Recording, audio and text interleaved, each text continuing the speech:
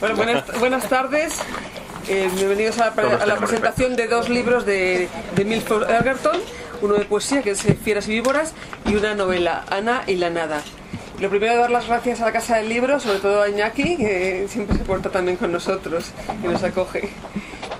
Este año nos hemos reunido dos editoriales, Ediciones Irreverentes, que representa Miguel Ángel de Rus, y Cuadrados del Laberinto, que represento yo, Alicia Ares, para dar más difusión a la obra de Mills Fox Edgerton, que lleva más de 50 años amando nuestra lengua, viniendo a España y siendo uno de los elementos culturales más importantes. Tengamos en cuenta que él ha sido amigo de Gloria Fuertes, ha sido, el otro día me contó, jefe de Julián Marías en una ocasión, en unos cursos, he tenido amigos como José Luis Cano, en fin, es una parte de la historia de la literatura española. Lo bueno es que hoy estamos rodeados de buenos amigos de Mills. Ya sabemos que él es muy querido en España y ese es uno de los motivos por los que sigue repitiendo y repitiendo. De hecho, ya ha abandonado un poco Francia, los franceses esos que todos tenemos un poco de María, y se ha decidido más por venir más tiempo a España y dejar París. Nos le va a presentar Julio Santiago, que es su gran amigo en España. Y yo voy a presentar a Julio, aunque le conocemos, pero vamos a dar unos datos biográficos de él. Es un escritor y pintor prolífero, ha publicado casi una veintena de libros, entre los que destacamos Historia de Miajadas, Poesía depilada, Uloago, Versículos o Mis amantes por partes. Próximamente aparecerá en las librerías un nuevo poemario en donde vuelve a combinar versos y dibujos. Se llamará Tratados y lo edita Cuadernos del Laberinto. Además es un autor de colecciones de pinturas que han tenido gran éxito y reconocimiento, como El Quijote en el Café Gijón, homenaje a Miguel de Cervantes, Derecho de Pasión, homenaje a Gloria Fuertes, Azul y Azul, homenaje a Enrique Valero y a Mills Fox Edgerton, y 100 años con Miguel Hernández. Él nos va a hablar en profundidad sobre nuestro homenajeado Mills. Bueno, en profundidad no, yo en profundidad conozco a Mills, pero cuando una persona conoce desde hace tanto tiempo a un autor que de pronto se convierte en amigo, pues es complicado resumir en 2-3 minutos, que decía Miguel Ángel que vamos a hablar cada uno, pues todo lo que uno siente o ha sentido sobre Mills como persona, como artista, a nivel emocional y también a nivel físico. Vamos a respetar el guión y de vez en cuando nos saldremos. Buenas tardes, queridos familiares, amigos conocidos, saludados y desconocidos. Yo estoy encantado de compartir esta tarde mesa con Alicia Ares, escritora y directora de Cuadernos del Laberinto, junto a quien hace acto de presencia en este momento, Carlos Augusto Casas, responsables de la edición y publicación de Fieras y víboras, el poemario que hoy nos ocupa. También a mi izquierda, en el otro extremo de la mesa, está Miguel Ángel de Rus, escritor polémico, controvertido, a mí me encanta personalmente, y director de Ediciones Irreverentes, también responsable de la edición y publicación de Ana y la nada, la novela que nos congrega también hoy aquí. Sergio Rodríguez Prieto, la persona que está a la izquierda de nuestro querido Mills, es poeta, prosista, al que admiro y conozco desde tiempos inmemorables, con el que he compartido escenas y aventuras en otras compañías artísticas. Y aquí a mi izquierda, que no derecha, mi querido, amado, adorado Mills Fox Edgerton, al que hoy me corresponde presentarles como en tantas otras ocasiones durante estos últimos años. No les contaré que a Mills Fox le parieron y criaron accidentalmente en Nueva Inglaterra en el seno de una familia yanqui. Tampoco les contaré que desde temprana edad aprendió 8 idiomas, como quien toma agua para prevenir que no para saciar la sed: español, portugués, francés, italiano, alemán, sueco, chino, mandarín, que ahora perfecciona, al margen de su inglés natal o accidental. Tampoco les contaré que se doctoró en lenguas románicas en la prestigiosa Universidad de Princeton, donde conoció en un hecho muy cotidiano al mismísimo Einstein, que adquirió la cátedra de lenguas modernas en la Universidad de Bucknell, donde ejerció la docencia durante 33 intensos años. Parte de ese tiempo, 20 años, fue director de la editorial de la universidad. profesor invitado en países europeos, entre ellos España. Él siempre me contaba su primera entrada en España en el curso 58-59 en el Instituto Británico de Madrid. Desde entonces nunca ha dejado de visitar nuestro país. Invitó a su vez en su universidad a nuestra siempre querida y recordada amiga Gloria Fuertes, curso 62-63, para ser docente de literatura española en la Bucknell University, que esto le gustaba mucho a Gloria Fuertes pronunciarlo. Ella decía University. Este encuentro entre Mills y Gloria está lleno de grandes y simpáticas anécdotas que recordamos Mills y yo continuamente junto con familiares, amigos, en nuestras comidas, cenas y hondas copas de tinto. Gloria Fuertes, en sus últimos años de vida, me hablaba siempre de la gran originalidad de la poesía de Mills Fox, de su libertad a la hora de decir las cosas, de su capacidad crítica a nivel político, religioso, social, económico, un tema que a Mills le ha desbordado siempre y que también nos ha estremecido a los demás, ha sido el tema de la maldad humana. Gloria Fuertes me lo empezó a recitar porque cayeron en sus manos 2 borradores y él recitaba y hablaba de Mills de vez en cuando en su casa de Alberto Alcocer de aquí de Madrid. Y finalmente tampoco les contaré quién es la culpable de forma directa o indirecta del encuentro entre Mills y yo.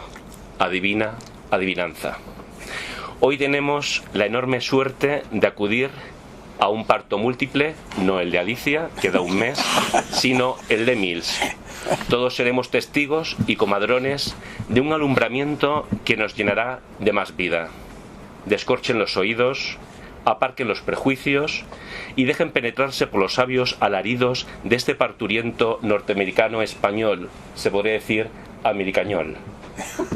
El laberíntico, magnífico, irreverente, singular e irrepetible Mills Fox Edgerton. Un aplauso para él.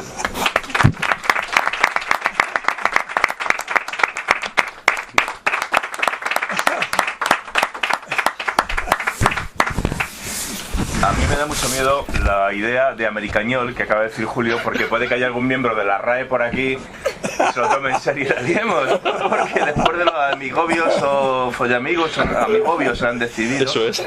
Estamos en un momento dado en que si tenéis 20 duros para darle a la RAE para que tengan para pagar a los bedeles, os cogen todas las palabras que propongáis, así que por Dios no se os ocurra proponer nada. Y en cuanto a lo que has dicho del parto, a mí me encantaría que Alicia se pusiera ahora mismo de parto, nos lo íbamos a pasar aquí, que Carlos dice que no. A ver, sería divertidísimo, imagínate, historia de literatura. Y tienes la cámara, con lo cual puedes hacer el vídeo y decirle a los niños: aquí nacisteis vosotros, al lado de Ken Follett, que ya es castigo que me hayan puesto al lado de Ken Follett. Bueno, soy, como bien decían Miguel Ángel de Rus, soy polémico porque soy pobre, si no, pues tiene la medalla en la cara. Y yo me pregunto qué hace este libro Ana y la Nada en Ediciones Irreverentes. Fijaos bien, está bien escrito, es inteligente y cuenta una historia razonable. ¿Qué hace en una editorial como la nuestra esta novela? Bueno, pues a mí a veces me llama la atención que haya gente de tanto peso cultural que confíe en nosotros, lo cual demuestra que está el país muy mal. Ana y la Nada es una historia que muchos de vosotros que habéis tenido matrimonios o parejas de larga duración os habrá pasado alguna vez. Es un amor maravilloso, un amor larguísimo, también un amor que tiene una parte fastidiadilla, pero no la vamos a contar porque si queréis saber de qué va el libro lo tenéis que comprar. Pero es cierto que hay sufrimiento por algunas circunstancias de la vida. Y cuando muere una parte de la pareja, y sigo sin decir nada de lo que hay dentro para que el que quiera que lo lea, hay una rememoración de lo que ha sido esa vida en común, se va buscando las razones de las cosas, pero también hay unas ciertas dudas que tiene el personaje. No es la primera novela de Mills en las que sucede ese planteamiento sobre la muerte, sobre la otra vida o otra posible vida, sobre si hay un Dios. Y quizá la duda que surge en el libro es este amor, por un lado maravilloso, pero por otro lado para echarlo de comer, porque tuvo bastante sufrimiento, para echarlo de comer aparte, Este amor será eterno, seguirá más allá de la muerte. A los que somos escépticos con esta cosa, pues tenemos nuestra propia respuesta. Pero lo bueno que hace Mills es que con una prosa inteligente, meditada, con una prosa con su ritmo, con su cadencia, él va haciendo diversos planteamientos, va tomando varios puntos de vista para contarnos su visión sobre el amor, sobre la muerte, sobre las razones de nuestras vidas y sobre ese posible inmenso vacío que algún día al que todos llegaremos. No es una... A lo mejor tal y como lo estoy planteando, y hay quien dice, joder, me voy a deprimir. No. Es una novela muy interesante, no te deja agobiado, aunque tampoco estaría mal que dejara agobiado, sino que te plantea preguntas, y yo creo que lo bueno que tiene es que al modo de una comadrona lo que ayuda es en el parto, en el proceso de parto, y yo creo que lo que Mills hace es bastante moderno, es dejarte que tú acabes de escribir la novela, porque tan importante como lo que él dice es a las conclusiones a las que tú puedas llegar, y sobre todo las preguntas que tú te vas a hacer, porque tú vas a buscar tus propias respuestas. Yo la aconsejaría, es una novela que para un fin de semana otoñal de lluvia en el que estás un poco así, estoy mustio, ¿qué hago? ¿Pongo la tele? ¡No! No pongáis la televisión, os cogéis Ana y la nada, os ponéis una copita de vino tinto o blanco, he visto también esta tarde que también tenemos vicio por el blanco. Sí, échame un lingotazo de blanco bien apañado. Y con un vinito tinto para una tarde o 2 tardes reflexivas, pues la aconsejaría mucho. Yo veo las novelas de Mills, veo mucho de teatro, me figuran los personajes, los veo sobre un escenario hablando. Creo que también se hubiese podido hacer una obra de teatro de esta novela perfectamente. Y creo que más importante que la llegada es el camino que se recorre. Así que os aconsejo que os animéis a recorrer el camino con Mills en Ana y la nada, porque seguramente él ha llegado a una serie de conclusiones, pero os ha dejado el camino abierto para que vosotros lleguéis a otras conclusiones. Y como me he pasado los 3 minutos que había prometido, le dejo a Sergio que destroce el libro de poesía, que a mí me ha parecido buenísimo. Me lo leí hace tiempo y me ha encantado. También os lo aconsejo mucho, está muy bien, muy bien. En Facebook yo iba colocando algunas frases y la gente me decía Quevedo, Campoamor, y decía, no, Mills. O sea que... Anda. Voy a presentar primero a Sergio, para que no os pase lo que a mí, que Mills llevaba años hablándome de Sergio, y esta tarde me he dado cuenta de que le conocía desde el 2007, que estuve en la entrega del Tiflos cuando se le concedieron por su novela Canto Rodado, y que incluso nos habíamos cruzado unos correos electrónicos, pero no había relacionado que era el Sergio de Mills. Y ahora al verle y ver la foto de internet he dicho, pero si este hombre le conozco. Entonces, para que no os pase, os voy a poner un poco de antecedentes de quién es Sergio Rodríguez Prieto. Aparte de ser muy amigo de Mills, es autor del libro de cuentos La Pieza y de la novela Canto Rodado, que fue la que ganó el Tiflos en el 2007. También ha publicado los poemarios El Escarabajo Boca Arriba, Sal y Las Propiedades del Cristal, que fue premio de poesía Rafael Pérez Estrada en el 2006. Sobre este poemario se basa el proyecto de videopoesía que lleva el mismo nombre. Ha sido colaborador habitual de Babelia y tras 4 años residiendo en Bruselas, realizó una selección y una antología y una traducción de la poesía belga contemporánea que agrupó bajo el título Señas de Identidad. Él nos va a hablar de la poesía de Mills. Muchas gracias. Pues la verdad que me ha gustado esa presentación de soy el Sergio de Mills, porque efectivamente es lo que soy. Ahora que estamos haciendo un repaso de la bibliografía, son obras que siempre han pasado por un primer filtro, ha estado siempre Mills ahí acompañándome, con lo cual yo no voy a ser nada objetivo, no puedo serlo, y me parece que la mejor manera de acercarse a la poesía de Mills es precisamente acercarse por el lado humano. Ya me concedió el privilegio de escribirle el prólogo y todo gira alrededor de algo que a mí me parece que es lo que mejor define a Mills y lo que hace su poesía tan atractiva, que es lo humana que es y lo asociada que va a la persona.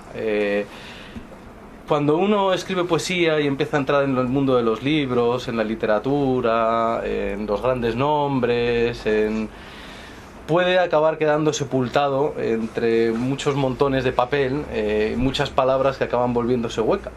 Y es curioso que Mills con toda su cultura, con el hecho de haber sido profesor y haber pasado toda su carrera académica en una universidad americana, precisamente en los años de los famosos estudios culturales, cuando se andaban destripando obras a diestro y siniestro, el hecho de haber estado en ese ambiente quizás es lo que le ha inmunizado y lo que ha hecho que él, ante todo, vea la poesía como una actitud ante la vida.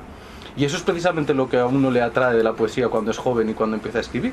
Esa capacidad de verse deslumbrado por la cosa más banal y en el día a día, y que a partir de eso se pueda acabar transformando en un poema con la fuerza de los poemas que Mills ha recogido en este libro, que reflejan además mucho de su carácter, porque es una poesía transparente, para empezar, pues que quienes conocéis a Mills sabéis que es una persona transparente, pero además es una poesía sin artificio. Es una poesía que ha decidido que si hay algo que decir en la vida, pues hay que decirlo claramente, en vez de andarse con rodeos, en vez de andar buscando adjetivos rebuscados y en vez de intentar impresionar. Y eso es lo que hace que su poesía acabe siendo impresionante. Que es lo que no tenemos que dejar despistarnos por esa sencillez, porque como todo el mundo sabe, detrás de la sencillez normalmente hay mucho trabajo y hay mucho mérito. Y la manera en la que Mills trabaja el castellano demuestra ese conocimiento de los 8 idiomas que estaba comentando antes Julio, y un conocimiento del castellano muy superior al que pueda tener yo, desde luego. Y eso es lo que hace que su aproximación al lenguaje sea muy certera, y es lo que precisamente le da tanta fuerza y tanto poder comunicativo a sus poemas. Así que lo único que me queda es invitaros a leerlos. Son poemas, es un libro que se podría en la tarde que estabas diciendo tú, entre sorbo y sorbo, en un momento dado se puede ir leyendo un poema y uno al final se acaba enganchando y son como las pipas. Se podría acabar el libro en una sentada, pero probablemente donde uno le acaba sacando más jugo a los poemas es cuando uno vuelve y los va releyendo, 1 al día, 2 al día. Es un libro como para tenerlo de cabecera, porque son como píldoras que o caramelos que se le van luego a uno deshaciendo a lo largo del día en la boca y que dejan un sabor muy agradable, que es el que a mí lleva ya para 20 años dejándome la amistad de Mills. Así que os animo a leerlo, a comprarlo y a que lo disfrutéis.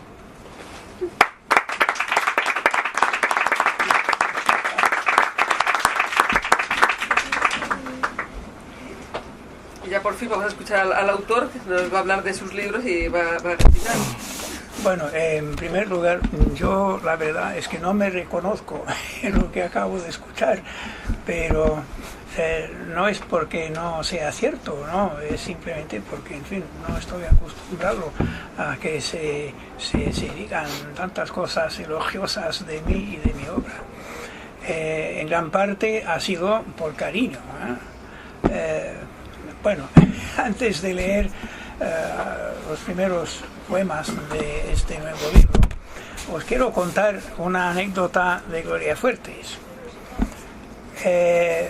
Gloria llegó a Estados Unidos sin saber una palabra de inglés, y en un año lectivo entero no aprendió más de 2, me parece, ¿no? Pero bueno, pero hacía una cosa que tenía mucha gracia. Ella en castellano decía "ay mi madre", "ay mi madre", y empezó a decir "ay my mother", "ay my mother", y las chicas de la casa de la que era directora ella, y en fin, los colegas y tal, pues en fin, muy pronto la reconocieron en cierto sentido, ¿no? Con eso de "ay my mother", "ay my mother". Bueno, dicho eso, a ver, me parece que lo mejor, no os voy a soltar una conferencia sobre la razón de que mis libros tengan la forma que tienen. Lo que me parece mejor es leer los primeros poemas de este libro. Y no sé si los voy a leer bien. Yo me he fijado mucho en que los poetas en muchos casos leen muy mal digo en voz alta, ¿no? Leen muy mal su propia obra. Una cosa es ser buen poeta, otra cosa es ser buen actor, ¿no? Ahora, a ver qué os parece, ¿no? Y perdonad, pero es que como sabéis tengo un problemón de visión, de modo que tengo que hacerlo aquí con esto y con esto. Y es pura casualidad que sean los colores de la bandera española. El caso es que yo dejaba las gafas en una mesa por ahí y no las encontraba. De modo que pues me compré esto se ve enseguida, ¿no? El primero es uno de los más breves de mi obra, Fuimos felices. Y allí habría mucho que decir sobre el verbo español.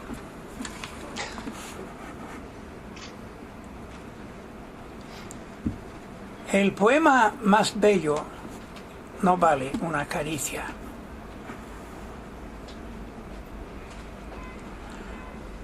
Con voz violenta me contaste tu calvario. A través de las lágrimas que brillan al sol, ves más claro que los que no han recorrido tu camino.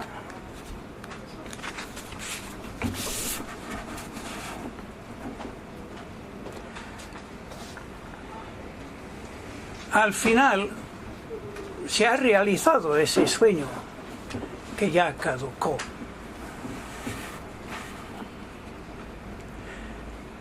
Si pudieras volver atrás, sabiendo lo que sé ahora, sí,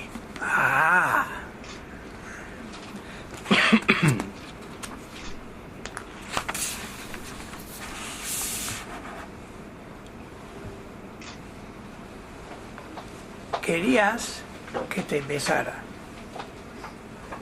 No me atreví. ¿Qué hubiera sido de nosotros si...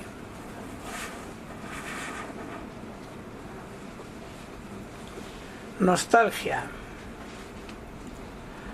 Aquel lejano paraíso donde aún no sabía lo que sé ahora.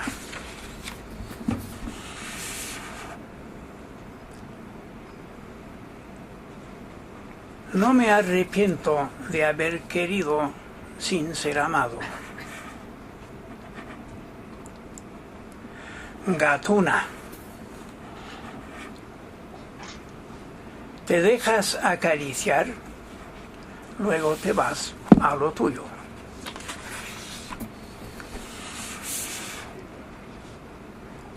Juego. 1937. Yo soy el médico, tú eres la enferma.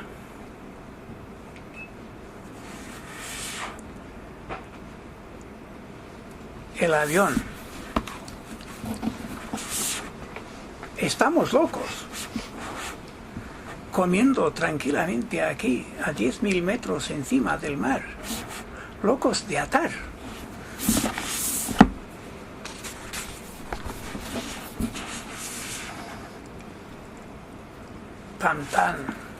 Tan, me vas a besar. El teléfono suena alegre cuando me llamas tú.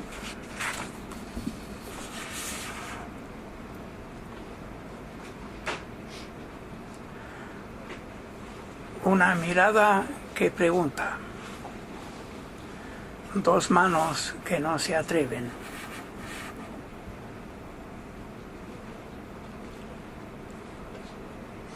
Tienes verdes ojos de gata y patas con garras.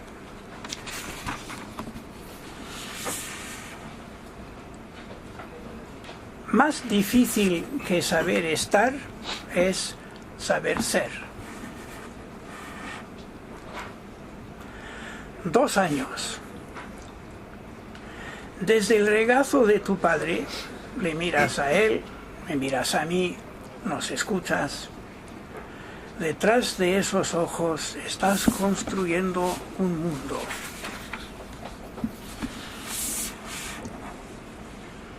Anhelo en la cama fría una piel que caliente la mía. Quedo llanto nocturno, cambias de costado y te vuelves a dormir.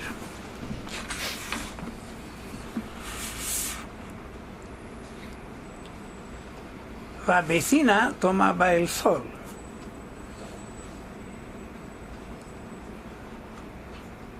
La miré a través del seto. Testarudez. Te quiero a pesar de que en el estado de ánimo que estás, no hay nadie que te convenza de que 2 y 2 no son 5.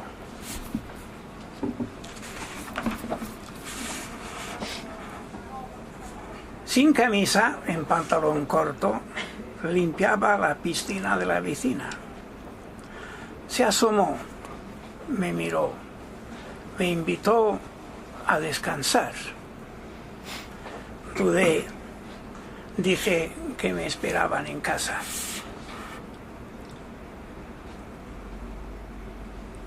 Infierno. Quedarme naufragiado en una isla desierta contigo.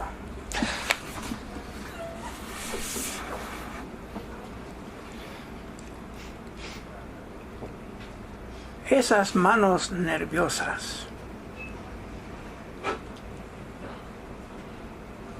Miras a ver si te aliento.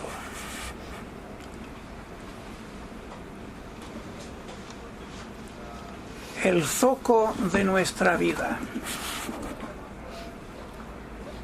Miradas que ocultan. Voces que recelan.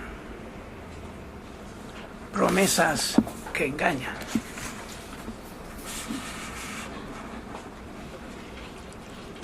No seas tímido, échale sal a la vida, ya verás, sabe mejor.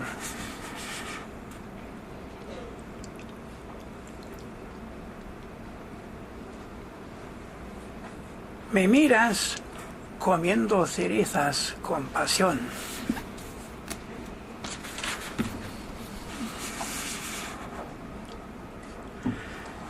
Tras el entierro, bastón, pipa fría, zapatillas desgastadas.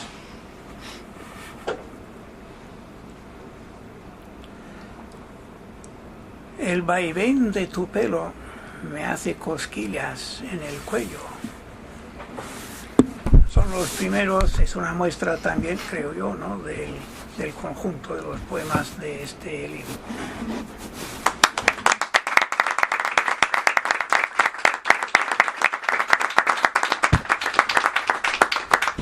Muchísimas gracias. Pues sería interesante establecer un diálogo con el autor ya que tenemos aquí. Es cierto que nos acaba de recitar bastantes poemas, pero también nos gustaría que nos hablases un poco de la novela. Bueno, la novela, como todas las mías, arranca de una pregunta a la que yo no tengo contestación. La novela consiste en una aventura en la que busco una respuesta a esa pregunta. En el caso de Ana y la nada,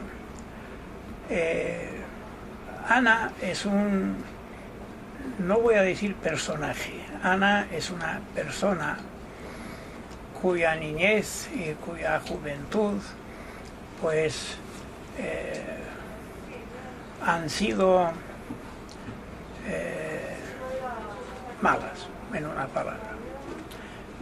Ha vivido todos aquellos primeros años de tanta importancia en la formación del ser humano sin amor paterno, sin amor materno. Una vida fría.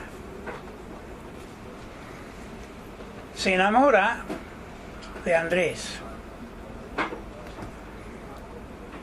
Luego resulta que Andrés tiene un problemón, es bipolar, pero bipolar a nivel de gran violencia en determinados casos. De modo que el matrimonio pasa por una serie de fases complejas, pero Ana no se desalienta, sigue queriendo a Andrés. Andrés muere, no es ningún secreto, eso me parece que está en la solapa. Y Ana, que tiene mi edad, 80 y pico años, se da cuenta de que ha perdido la fe. Ahora, la pregunta mía, el arranque, ¿no?, de la novela, consistió en eso. Si uno ha perdido la fe, ¿la puede recuperar? ¿Y la puede recuperar mediante el uso de la razón o no? Esa es la pregunta a la cual, en cierto sentido, bueno, a la cual esta novela es una respuesta.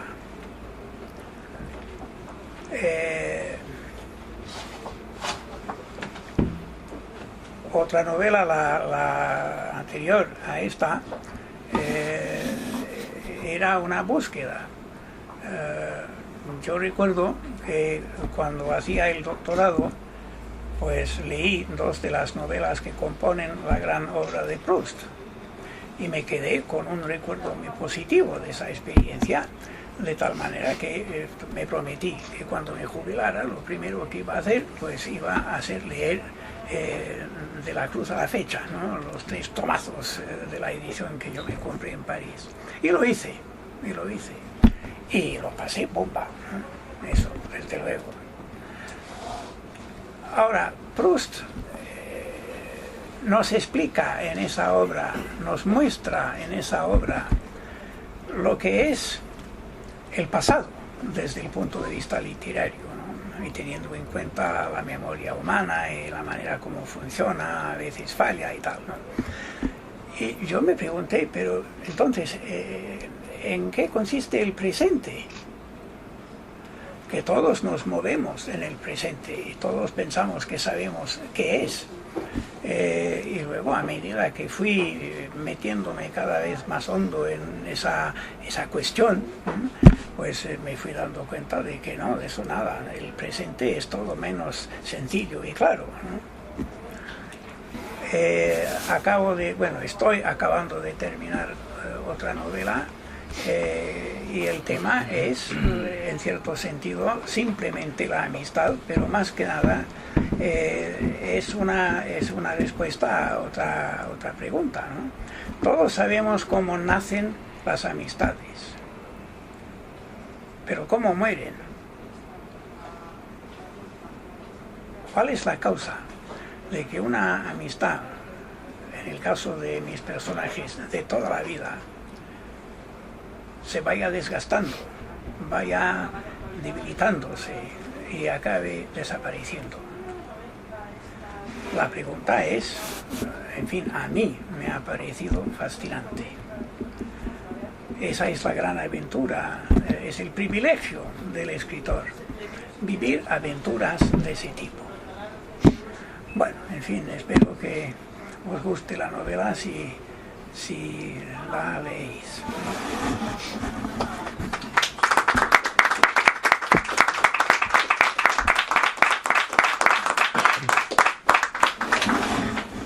¿Nadie quiere preguntarle algo a Mills? Esta ocasión única de hablar con el Sí, ella ha levantado la mano, quería preguntar algo, sí, por favor. Si no, te hemos visto la intención. Se le escapa el cuello. Bueno, está por ahí en el aire la pregunta de por qué escribes en español y no en tu lengua materna. Seguro que se lo preguntan casi todos los que están aquí. Sí, bueno, es una pregunta muy difícil de contestar. Mójate. Sí. Me enamoré del castellano cuando tenía, no sé, 11, 12, 13, 14 años por ahí. Empecé a aprenderlo por mi cuenta. y hubo allí una serie de episodios bastante divertidos. En poesía intenté escribir en inglés y escribí con mucho cuidado, ¿no? Unos 40 poemas, si no me equivoco son 40, los que tengo guardados en una carpeta. Bueno, llegué a la conclusión de que no valían mucho, de que, en fin, les faltaba vida, esa cosa que para mí es fundamental. En una obra literaria, en un cuadro, si no hay vida, no hay nada. Y yo me entiendo, ¿no? Yo sé perfectamente lo que para mí es la vida que hay en un cuadro. Bueno, llegué a la conclusión de que no, de que allí no había vida. Bueno, pues metí la carpeta en un archivador, en uno de mis entonces 4 archivadores, se han reducido a 2 ahora. Y varios años más tarde, en fin, no sé, 10, 15 años más tarde, pues un día, buscando otra cosa, pues me encontré con esa carpeta. Y me dije, anda, mi hijo el menor, pues ha hecho la carrera de literatura americana e inglesa, en fin, es un especialista en el tema y tal. Y siempre ha sido honrado conmigo. De modo que, pues le llamé y le pregunté si estaba dispuesto a leer esos poemas y a decirme lo que, en fin, el valor que pudieran tener, ¿no? Me dijo que sí. Bueno, llegó el momento de la verdad. Me dice, pues mira, papá, esto no está mal. No, allí le interrumpí, con eso bastaba. La carpeta ha vuelto a dormir en el archivador, ¿no? Y el hecho es que no, esa poesía era además, en fin, estaba llena de adjetivos superfluos y una temática de esas, en fin, casi de poeta adolescente, ¿no? Y no, luego pues me encontré con que en castellano me salía, creo yo, bueno, me salía con más facilidad. Si me salía mejor o no es algo que vosotros tenéis que decidir, pero me resulta mucho más fácil hoy, estoy mucho más cómodo escribiendo en castellano que no en inglés. También he escrito algo en francés, he publicado algo en francés, pero por unas razones X, Y, Z he abandonado eso, ¿no? Ahora estoy mucho más cómodo escribiendo narrativa o poesía en castellano. Y bueno, como esto he explicado en varias ocasiones, yo he buceado en mi memoria en busca de explicaciones de este tipo, ¿no? ¿Por qué demonios, en fin, hago tal cosa? ¿Cuál es el origen de esta pasión? Y la verdad es que no he encontrado esas explicaciones. Entre otras cosas, y no sé hasta qué punto será un fenómeno excepcional, pero yo de los 10 o 11 primeros años de mi vida tengo muy pocos recuerdos. Algunas escenas, algunas fotos en blanco y negro, y nada más, y nada más. A mí me deja absolutamente estupefacto que otra persona empiece a contarme cosas de cuando tenía 4 años y con muchos detalles y en fin, lo ve en su cabeza y tal. No, yo no. De modo que yo supongo que las explicaciones de muchos aspectos de mi ser actual pues están allí, pero el buzo pues no dio con ellos, con ellas. Por favor. Emilio, quería saber, en tu percepción de las relaciones humanas, ¿eres realista o pesimista? Pesimista, pesimista al 100%. Yo he llegado, ha sido un capítulo, el último, o al menos el capítulo más reciente, ¿no?, de mi aventura. Yo nunca fui optimista, pero tampoco era pesimista.